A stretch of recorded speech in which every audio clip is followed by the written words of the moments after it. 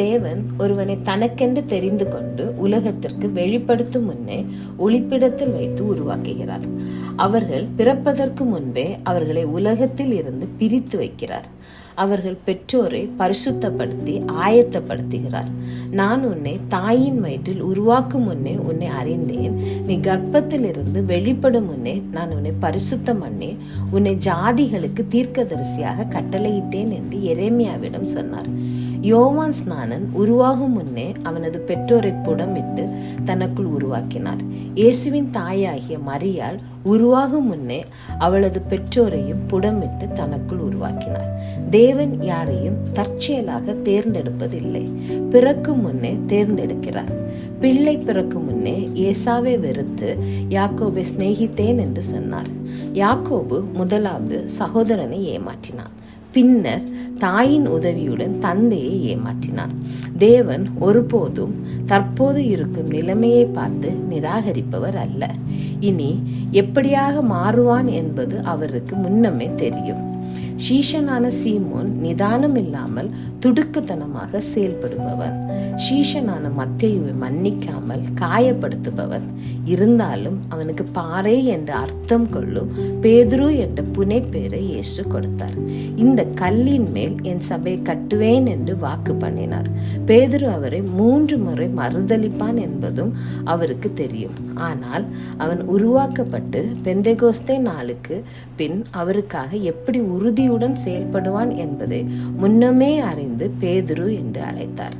தேர்ந்தெடுக்கப்பட்டவர்கள் மறைவாக ஒளிப்பிடத்தில் வார்த்தெடுக்கப்பட்டு உருவாக்கப்பட்டு தேவ திட்டத்தை நிறைவேற்ற தயார்படுத்தப்படுகிறார்கள்.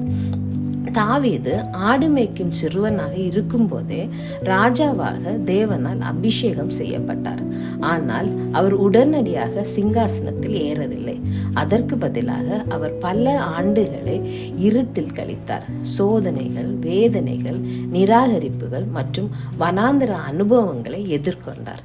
அவர் கோலியாத்தை பொது இடத்தில் எதிர்கொள்வதற்கு முன்பு ரகசியமாக சிங்கத்துடனும் கரடியுடனும் சண்டையிட்டார்.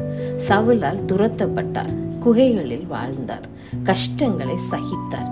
இவை அனைத்தும் அரச பதவிக்கு அவரை தயார்படுத்துவதற்கான தேவனுடைய திட்டத்தின் பாகமாக இருந்தது.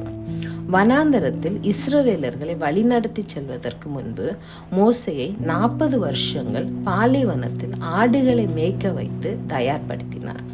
எலியா கர்மேல் மலையில் அக்கினியை இறக்கி பாகால் தீர்க்கதரிசிகளை முறியடிப்பதற்கு முன் கேரித் ஆற்றங்கரை அருகே சாரிபாத்தூர் விதவையிடமும் மறைத்து வைக்கப்பட்டிருந்தார். இயேசுவின் வருகையை அறிவிப்பதற்கு முன்பு யோவான் ஸ்நானனும் வனாந்தரத்தில் மறைத்து வைக்கப்பட்டு பலப்படுத்தப்பட்டார். தேவனுடைய குமாரனாகிய இயேசுவும் கூட பிதாவின் சரியான நேரம் வரும் வரை யாருக்கும் காணப்படாமல் இருந்தார். ஊழியத்தில் அடியெடுத்து வைப்பதற்கு 30 ஆண்டுகள் காத்திருந்தார். சில நேரங்களில் தேவனால் தேர்ந்தெடுக்கப்பட்டவர்கள் அவருடைய நோக்கத்திற்காக தயார்படுத்தப்பட தங்கள் குடும்பங்களிலிருந்தும் பிரித்தெடுக்கப்படுகிறார்கள். ஆபிரகாம் தன் தகப்பனின் வீட்டை விட்டு தேவன் தனக்கு காண்பிக்கும் தேசத்துக்கு போகும்படி அழைக்கப்பட்டான். யோசேப்பு அவனது சொப்பனம் நிறைவேறுவதற்கு முன்பு தனது குடும்பத்திலிருந்து பிரிக்கப்பட்டு துரோகம், அடிமைத்தனம் மற்றும் சிறைவாசத்தை அனுபவித்தான். ஆனால் தேவனுடைய வேலை வந்தபோதோ அதிகாரியாக உயர்த்தப்பட்டு அவனுடைய குடும்பம் அவரிடம் கொண்டு வரப்பட்டது. தேவன் உங்களை தனக்கென்று தெரிந்து கொள்ளும் போது அவர் உங்களை வெளிப்படுத்துவதற்கு முன்பு உங்களை மறைத்து வைத்து உருவாக்குகிறார். எனவே பயிற்சி காலம் முடியும் முன் அவசரப்பட வேண்டாம். ஒரு குயவன் ஒரு பாத்திரத்தை வடிவமைத்து அதை பயன்படுத்துவதற்கு முன்பு அதை தீயில் வேக வைக்கிறான், பின்னர் உலர வைக்கிறான். அதுபோலவே தேவன் உங்களை ஒரு மகத்தான திட்டத்திற்காக வடிவமைக்கிறார். அவருடைய நேரத்திற்கு முன்பாக வெளியேறினால் தேவ திட்டம் உடைந்துவிடும். உங்களை மறைத்து வைத்து உருவாக்கும் நிலைகளை வெறுக்க வேண்டாம். உண்மை உள்ளவர்களாக பொறுமையுடன் காத்திருங்கள். அவரது உருவாக்கும் செயல்முறையை நம்புங்கள். அவர் வெளியே கொண்டு வந்து உங்களை வெளிப்படுத்தும் சரியான நேரத்திற்காக காத்திருங்கள். தேவன் உங்களை வெளிப்படுத்தும் போது அவருடைய திட்டத்தை எந்த மனிதனாலும் தடுக்க முடியாது.